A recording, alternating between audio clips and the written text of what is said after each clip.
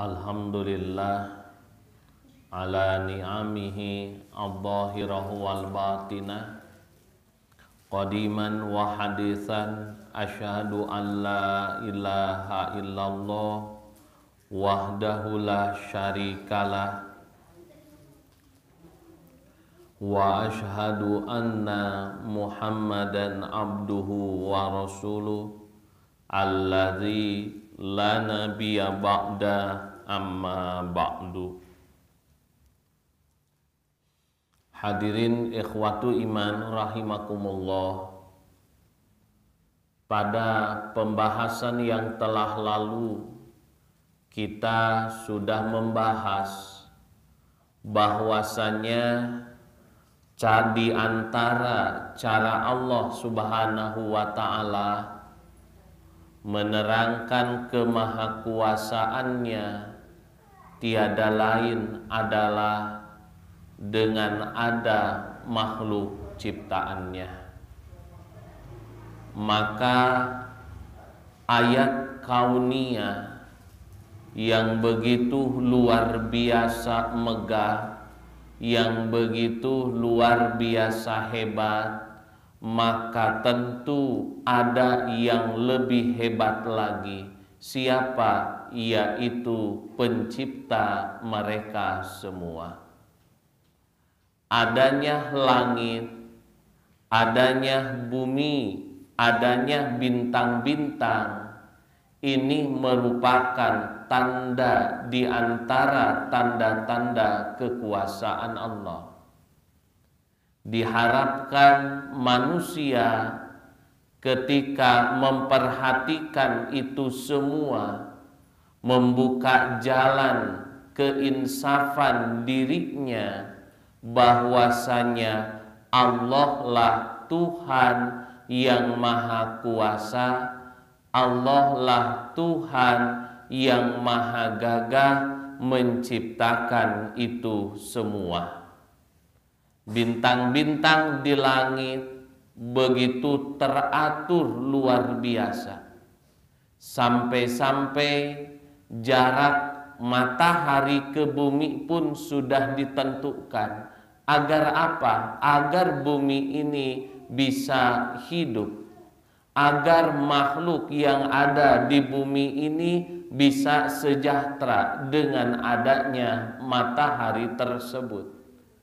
Maka susunan dari galaksi-galaksi yang ada di langit ini semuanya menunjukkan bahwasanya Allah Subhanahu wa ta'ala Tuhan yang maha gagah. Allah Subhanahu wa ta'ala menerangkan bagaimana gagahnya Allah, yaitu salah satu caranya dengan adanya ayat kauniyah. Makanya Nabi SAW kan sering mengingatkan pada kita, tafakkaru fi khalqillah wala tafakkaru fi dzatillah. Janganlah kamu dalam artian tafakkaru fi khalqillah, tafakkurilah oleh kalian ciptaan Allah, dan jangan mentafakuri zat Allah. Kenapa? Sebab sehebat-hebatnya akal kita tidak akan bisa meraba bagaimana zatnya Allah Subhanahu wa ta'ala. Cuman dengan memperhatikan makhluk ciptaannya, betapa maha kuasa, maha gagah Allah itu, dan manusia itu tidak ada apa-apanya. Dari sekian banyak surat tersebut, hal ini ada dalam Quran surah Al-Buruj, di mana Allah Subhanahu wa ta'ala berfirman, A'udzu billahi minasyaitonir rajim. Bismillahirrahmanirrahim. Was-samaa'i dzatir buruj. Perhatikanlah langit yang mempunyai bintang-bintang. Makanya Allah Subhanahu wa ta'ala pada ayat ini memerintahkan pada manusia untuk memperhatikan langit, di mana di langit itu ada bintang-bintang. Salah satu bintang itu adalah matahari yang bisa mengeluarkan cahaya sendiri. Belum ada lagi bintang-bintang yang lain yang jumlahnya itu begitu banyak. Semua benda langit, semua bintang yang ada di langit itu semuanya sudah teratur sedemikian rupa oleh siapa? Oleh Allah Subhanahu wa ta'ala. Maka apa jadinya ketika matahari ini keluar dari porosnya? Apa yang akan terjadi? Maka kebinasaan. Apa yang akan terjadi apabila yang namanya bintang ini berjatuhan ke bumi? Jangankan bintang-bintang berjatuhan, bumi dekat matahari saja tidak akan sanggup. Pasti akan meleleh. Nah, oleh karena itu ketika kiamat terjadi, maka bintang-bintang ini berjatuhan ke bumi, maka tentunya bumi ini akan hancur. Jadi bintang-bintang di langit begitu teratur, semuanya disebabkan oleh Allah Subhanahu wa ta'ala. Apa jadinya apabila bintang itu lepas dari tempatnya, satu sama lain akan bertabrakan? Ketika itu terjadi, kata Allah, wal yaumil mau'ud, dan perhatikanlah hari yang dijanjikan. Yang dimaksud dengan wal yaumil mau'ud tiada lain adalah apa? Yaitu hari kiamat. Allah mengatur dunia sedemikian rupa sebab Allah itu Rabbul Alamin. Maka alam semesta yang begitu luas saja diurus oleh Allah. Nah, orang teregreg salaku manusia diurus ku Allah nu maha sagalana. Nah, oleh karena itu wasyahidin wa mashhud, maka yang dimaksud wasyahidin wa mashhud itu tiada lain adalah wasyahidin, artinya perhatikanlah barang yang jadi saksi, yaitu barang-barang yang hadir di hadapan mata kita seperti matahari, bintang-bintang serta peredarannya. Sampai kata Abdullah bin Abbas, di langit itu ada satu bintang yang bintang tersebut itu berwarna merah seperti yang namanya bunga ros merah. Dan Abdullah bin Abbas bisa menafsirkan tentang bintang itu sampai sedemikian rupa, padahal dulu belum ada astronomi, tapi menafsirkan sudah sampai seperti itu. Bahkan ulama dulu mengatakan bahwasanya di angkasa itu hampa udara. Apakah sudah ada penelitian ulama dulu sampai ke sana, tapi mereka sudah menafsirkan bahwasanya di angkasa itu hampa udara. Dalilnya apa? Ya sok adupis sama. Sok, sebutkan kita baca. Ya sok adupis sama. Terjadi ada hampa udara tidak di perut kita? Ada. Oh, dari cara baca itu para ulama beristinbat yang namanya kehidupan di langit itu hampa udara. Yasok adupis sama. Nah, dengan cara bacanya saja ulama berkesimpulan kalau begitu di ruang angkasa hampa udara dan manusia hanya akan bisa menembus yang namanya angkasa ketika mempunyai kekuatan yang luar biasa. Akhirnya dibuatlah roket dan yang lain-lainnya, dan ketika di luar angkasa betapa maha kuasanya Allah Subhanahu wa ta'ala. Maka bintang-bintang langit yang ada di langit, matahari, begitu berada dalam peredarannya, semuanya Allah yang ngurus. Kalau satu sama lain sudah keluar dari tempat yang ditetapkan, bertabrakan, itulah yang namanya kiamat. Nah, bahkan nanti wasyahidi wa masyhud, perhatikanlah yang nampak jelas dengan mata. Seperti begini, kita yakin Allah itu Ar-Razzaq tidak? Allah itu kan Tuhan yang maha pemberi rezeki. Kita yakin seperti itu Allah itu. Lalu sekarang tiada lain adalah apa? Kita ambil contoh untuk menjelaskan kalau Allah itu pasti memberikan rezeki. Tahu Bu, burung gagak hitam cungcuing mun diurang banyak. Biasanya setengah genap.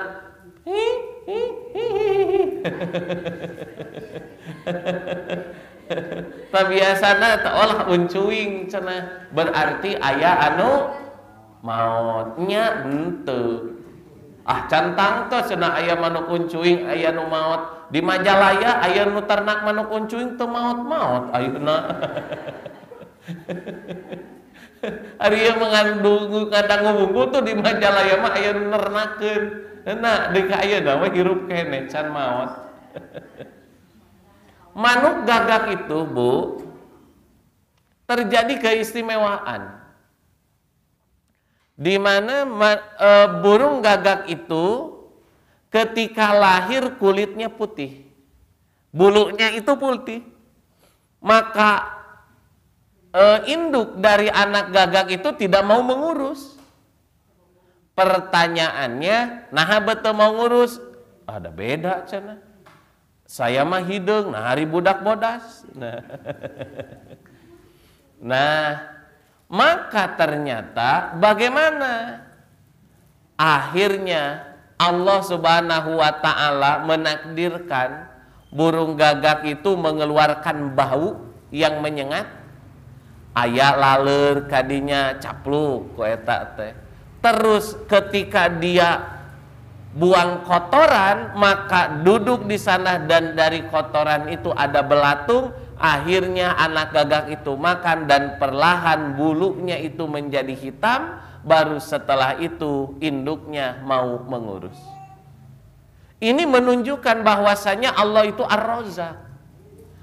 Entongkeun manuk, entongkeun jelma, manuk wae ku Allah mah dirizkian.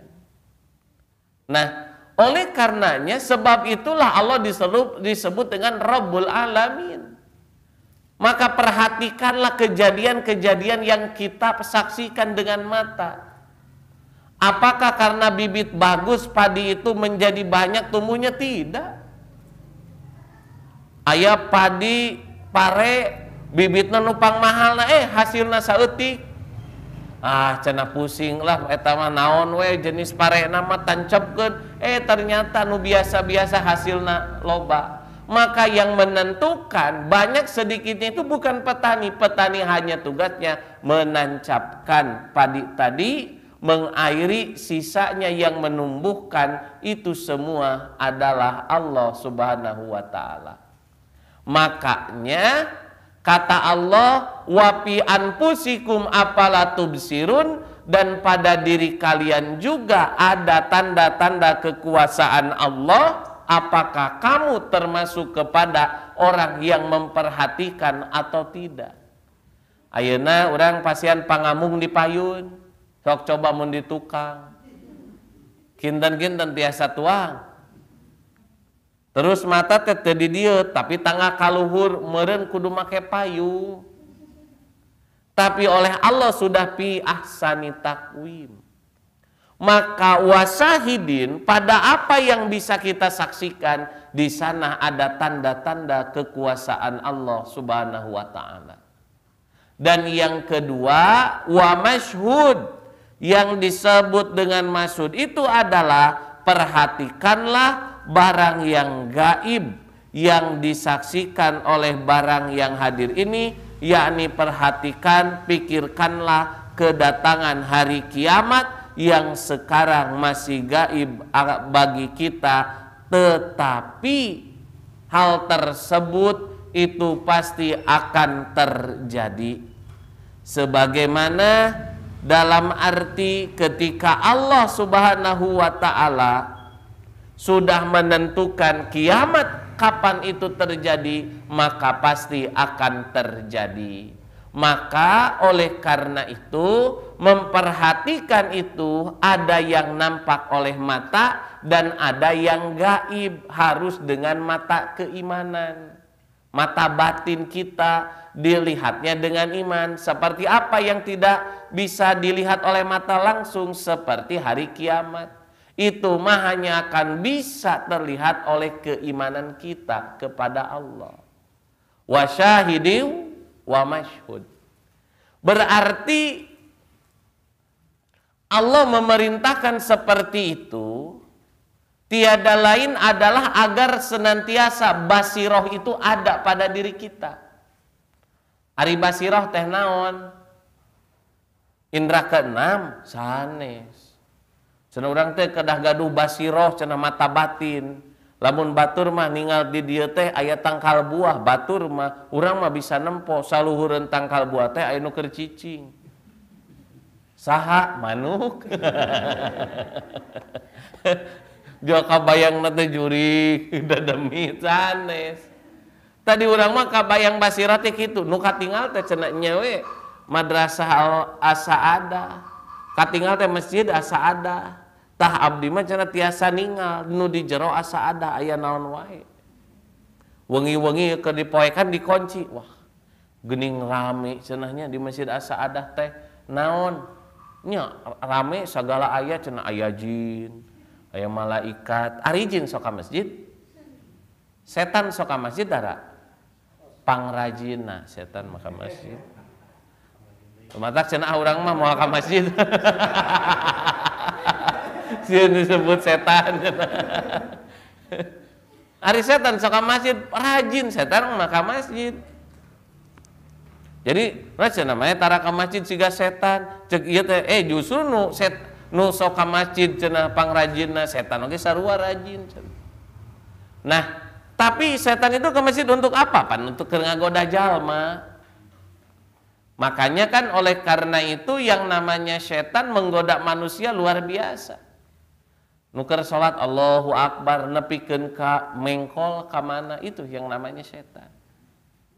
Nah, oleh karenanya kita harus bisa memperhatikan yang terlihat oleh mata dan yang gaib. Yang terlihat oleh mata bisa langsung dengan mata dohir, dan yang gaib hanya bisa dilihat dengan keimanan. Kita yakini kalau itu memang benar-benar ada. Nah, yang seperti itulah yang disebut dengan basiroh.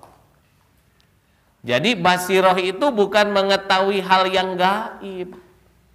Basiroh itu dalam artian meyakini di balik yang dohir itu ada yang gaib yang harus kita imani.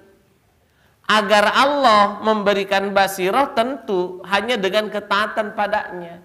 Dan ciri basiroh dalam diri kita dicabut, kata Imam Ibnu Athaillah, kesungguhanmu pada apa yang Allah sudah menjaminnya dan kelalaianmu pada apa yang Allah tuntut padanya menandakan hilangnya basiroh padamu.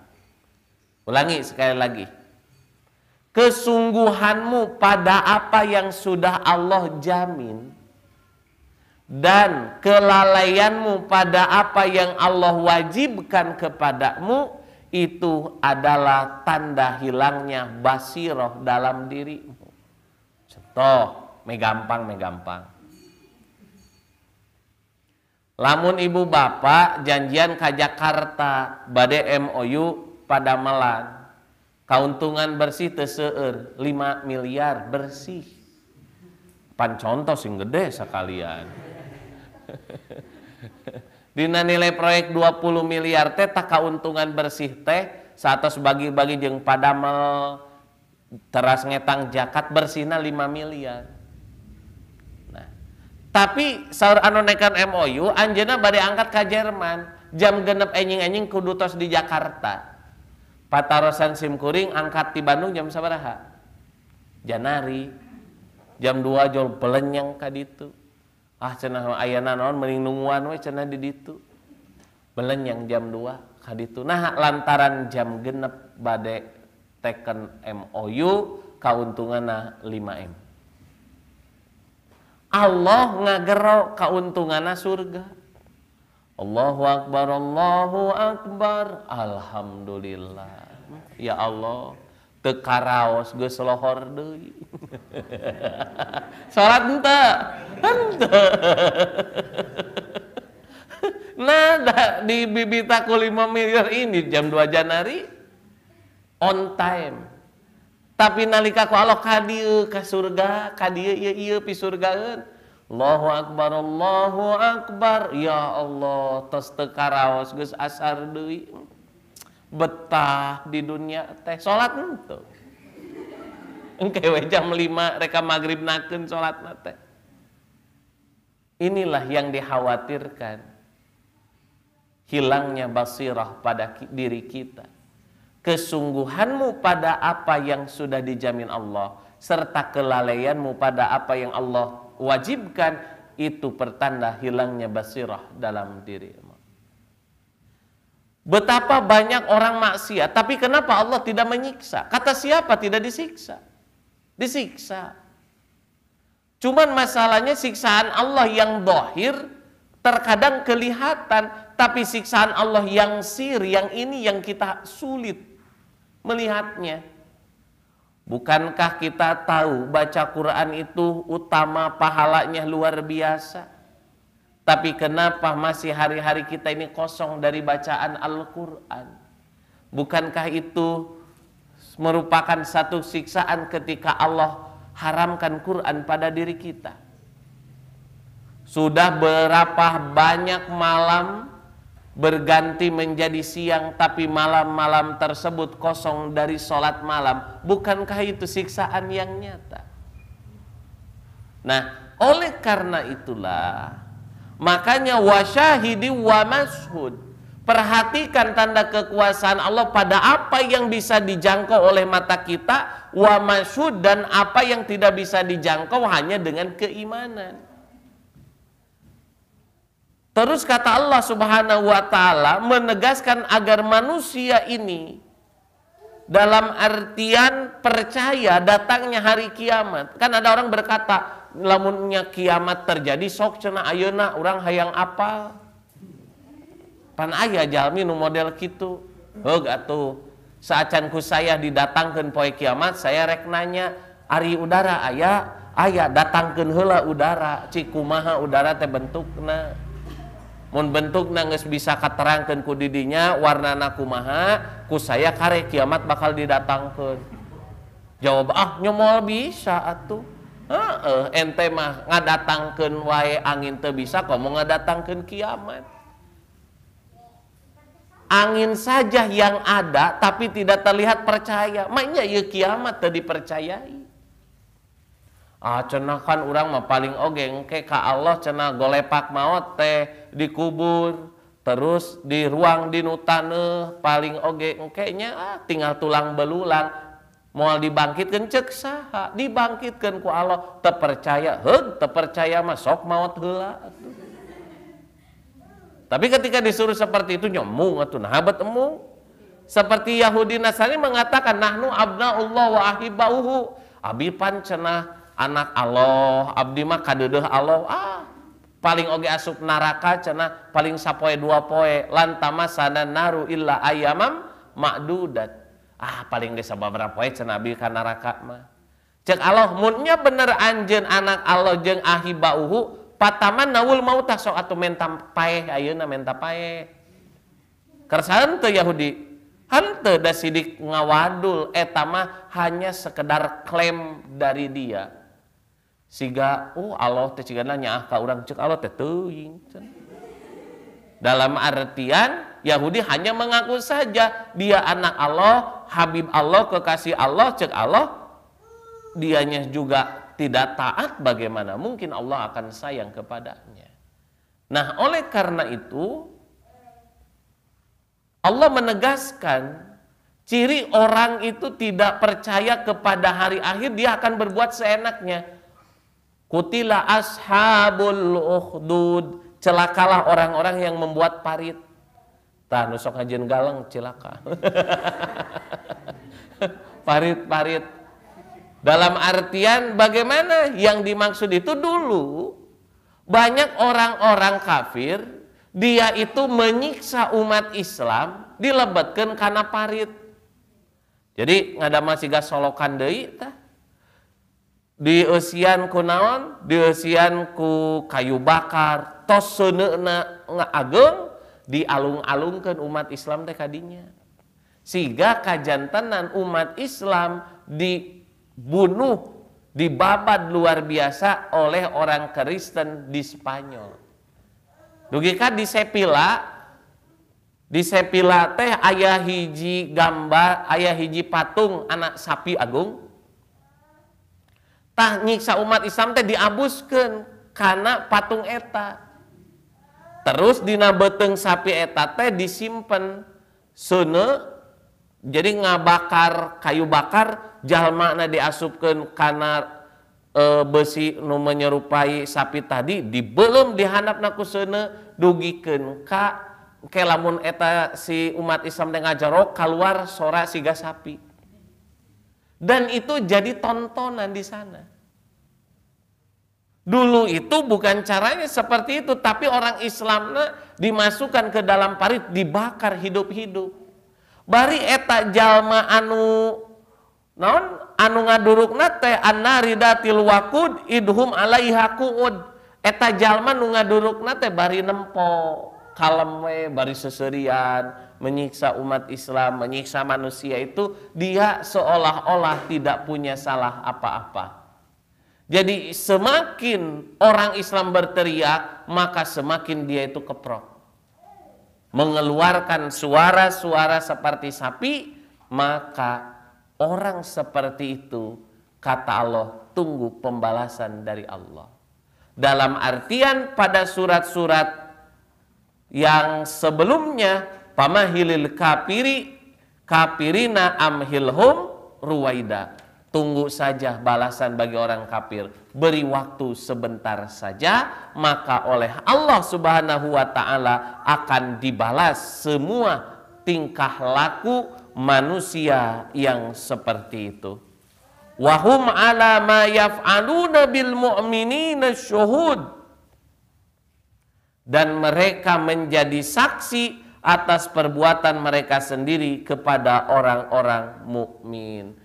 Jadi apa yang dilakukan oleh orang-orang kafir, menyiksa umat Islam, satu saat akan mendapatkan balasan.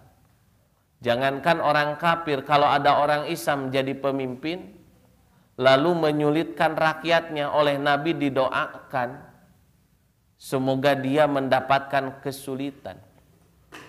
Minimal kesulitan di dunia teh hirup teu tenang. Hiji, nu kadua dicaci maki ku rakyatna sorangan. Dibodo-bodo, digoreng-goreng.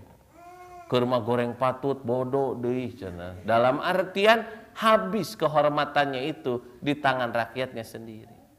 Itu janji Nabi SAW. Tapi ketika pemimpin itu adil, maka sulit rasanya bisa mengejar amal soleh pemimpin yang adil. Enak ya, orang sasapu jalan kayang pahalan teh, kayang pahala. Tapi misalkan gubernur atau presiden atau siapapun, misalkan cek wali kota teh, tolong semua kepada PD Kebersihan Kota Bandung, jalan daerah Buah Batu harus bersih. Semua jalan Kota Bandung harus bersih, siapkan armada. Ini bagian ini sampai diatur sedemikian rupa. Nah, ini bonus dari kami pemerintah Kota Bandung. Beres, bersih semua jalan di Kota Bandung. Aya orang Kujang Sari nuker sabeberes sa Kota Bandung nyapuan jalan Melaya. Tapi ketika pemimpin menginstruksikan dengan perintah dan itu kebaikan, sampai orang teh nyaman nyebrang, jalan enak, udara bersih, maka kebaikan kebijakan pemimpin ini sulit untuk dikejar pahalanya oleh siapapun. Tapi kalau pemimpinnya dolim, bakal jadi jalma nupang ripuhna dunia akhirat. Jadi jadi pemimpin itu jangan dikira mudah, sulit.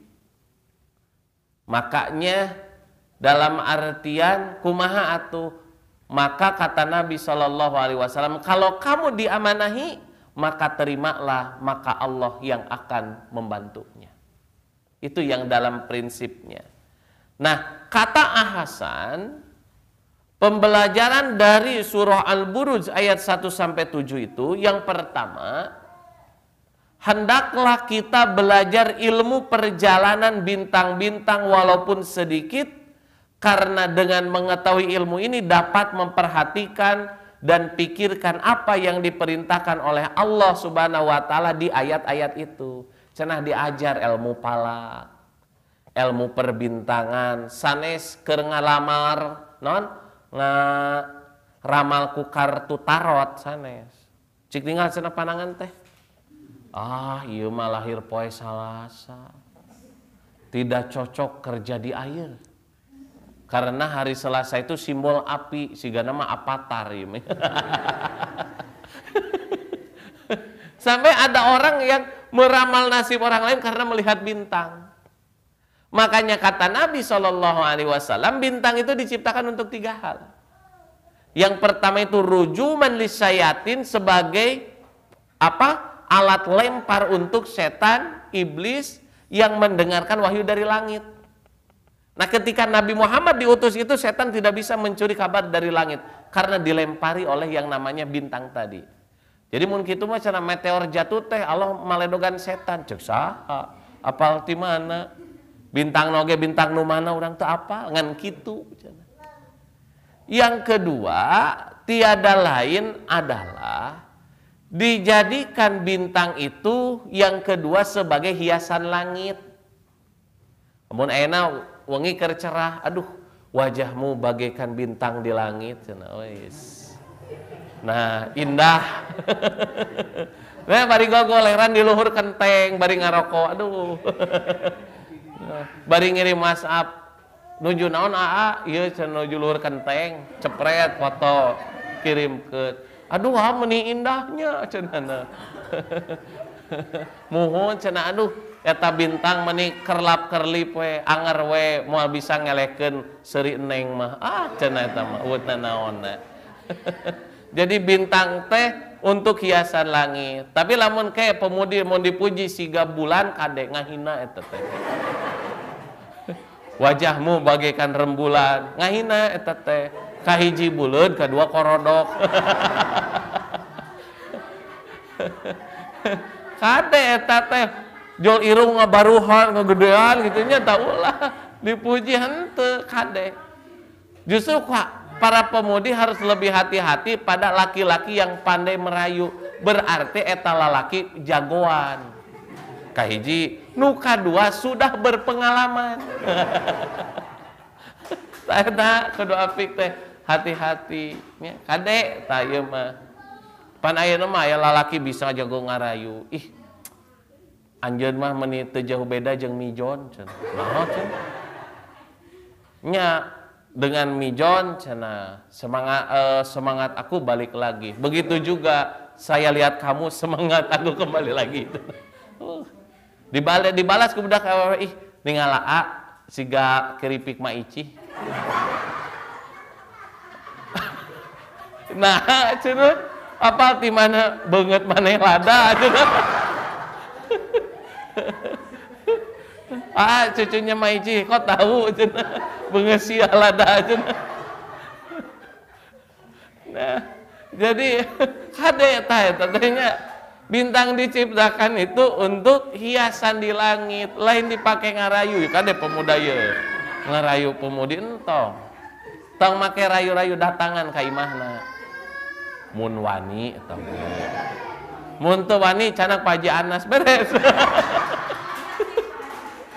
Ke ku Pak Haji pangalamarkeun mun keur saeun awewena. Nah, Jadi oleh karena itu tazyin. Jadi langit itu dihiasi oleh bintang. Da endah atuh. Jika kamu menuju di daerah pegunungan, waktu cerah ngan tiris mah pastinya. Patos kajantanan bahasa eta ka daerah Pangalengan, teu pira keluar teh jam 2 janari, jam 2 wengi. Ngahaja we ka kebon teh sorangan. Sieun, henteu da teh naon. Cenah aya jurig, teu aya ge enteh wungkul. Naik ka puncak gunung teh ditinggal nya bulan sakitu endahna bintang meni baranang duh kacida luar biasa ya Allah aya nu noel ti tukang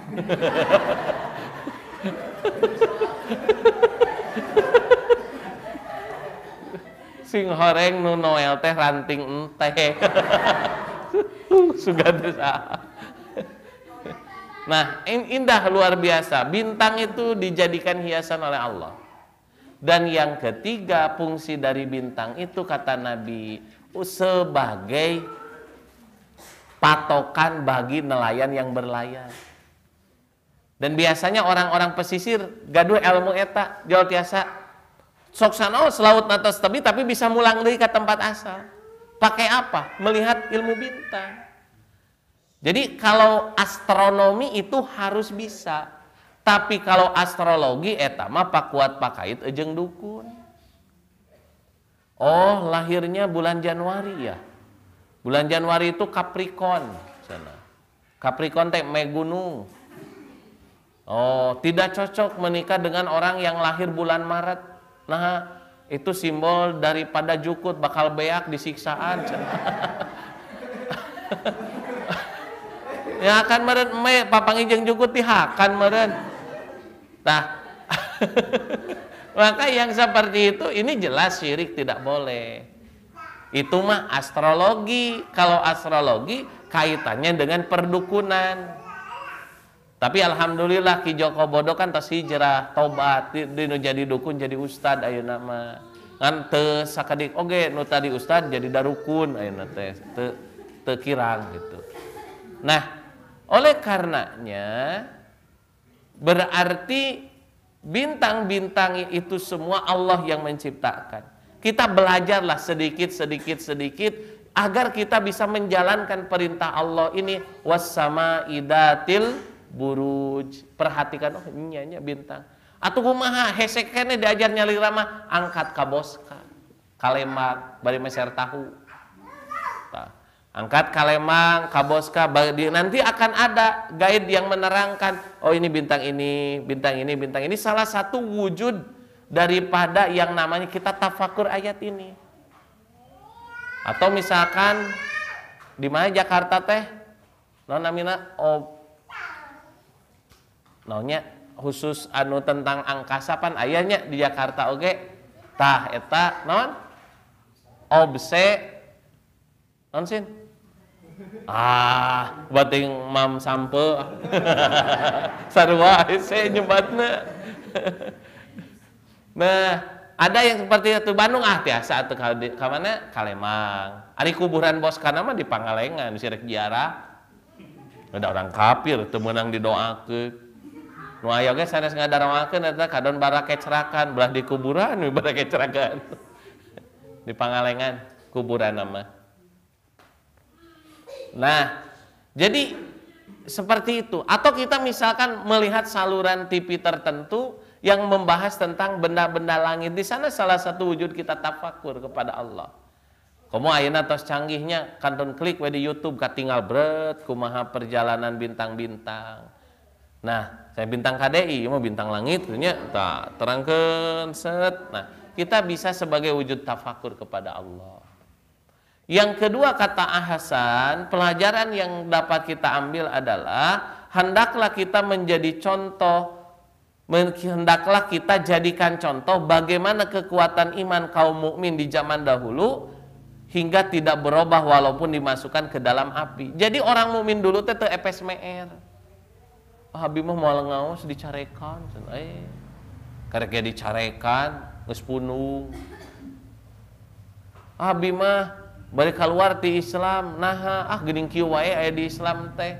Orang dulu itu mempertahankan keimanan, taruhannya itu adalah nyawa. Dan salah satu siksaan yang mereka alami adalah mereka dibakar hidup-hidup di parit itu.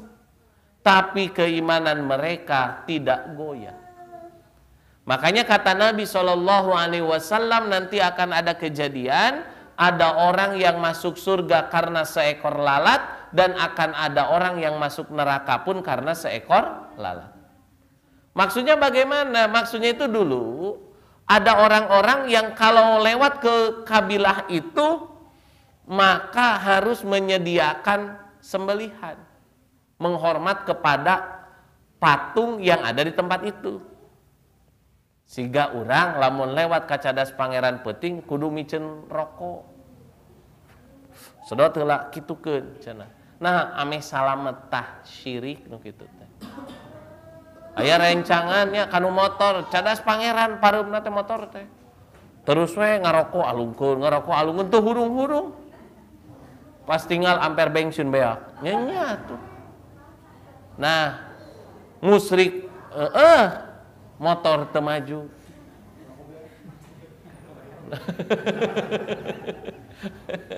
Nah, itu yang terjadi. Akhirnya orang dua ini ditahan. Kamu tidak bisa, dah saya nggak punya apa-apa. Nepuk laleur weh, tepak simpen didinya. Nu hiji mah nepak laleur, simpen didinya salamet hirup. Nu hiji moal.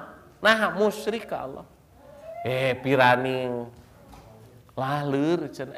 Nya. Sok sanajan laleur sarua musyrik mah akhirnya orang ini dibunuh, yang pertama ke neraka dan yang kedua masuk surga.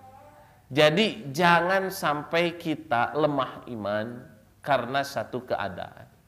Jagalah iman kita, sebab ujian-ujian yang menerpa kita dulu pun sudah teralami, tapi mereka orang-orang terdahulu walaupun harus dibakar, tetap iman itu ada dalam dada.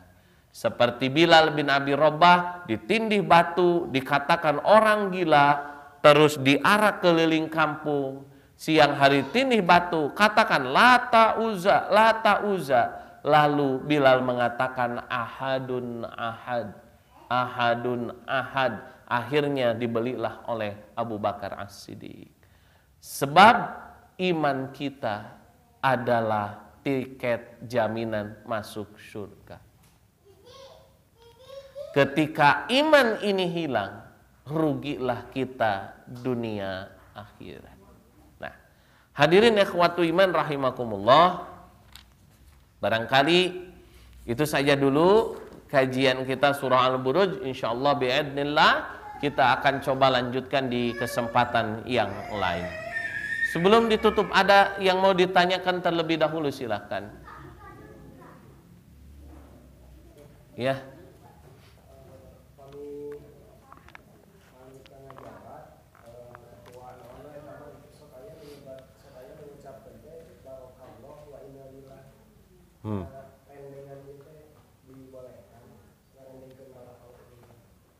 Nah,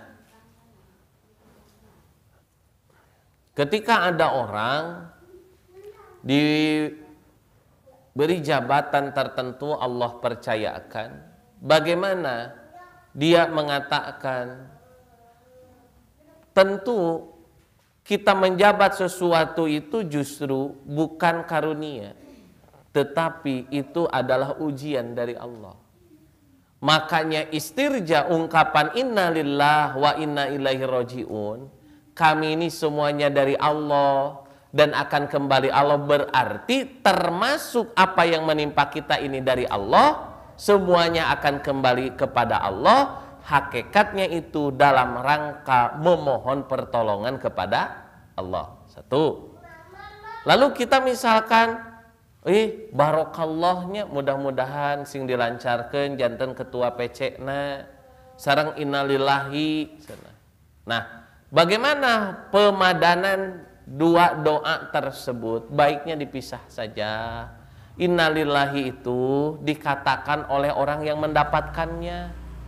Sad Yasin atau Nabi Sad Andi atau saha kapilih janten ketua PC Pemuda Persis Bandung Kidul, naon ucarkeun alhamdulillah. Henteu Tapi apa yang diucapkan? Inna lillahi wa inna ilaihi rojiun. Sebab menduduki jabatan itu adalah ujian. Berarti karena ujian kita kembalikan lagi kepada Allah, kita mohon pada Allah berikan kemudahan. Nah teras weh misalkan nesanes ngucapkeunnya barokallah, mudah-mudahan ku Allah sing digampilkeun, dilancarkeun, dipaparin barokah nuju dina kapamimpinan salira kengeng teu kitu. Kengeng. Ari dihijikeun mantoh, pisahkeun. Da innalillahi mah kanggo anu katumiba musibah. Walladina idza asobathum musibah qalu inna lillahi wa inna ilaihi rajiun. Tah eta mah kanggo anu kamusibatan. Urang mah ngadoakeun, ngadorong, ngamotivasian barokallah. Mugi Allah ngalancarkeun, pisahkeun, bisi lepat hartos. Enggak, ayeuna Bu.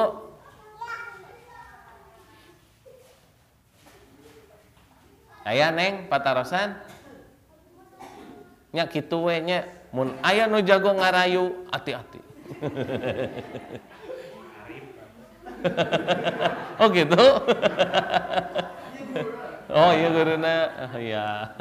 Kada eta we taros cucu nama Ici henteu gitu.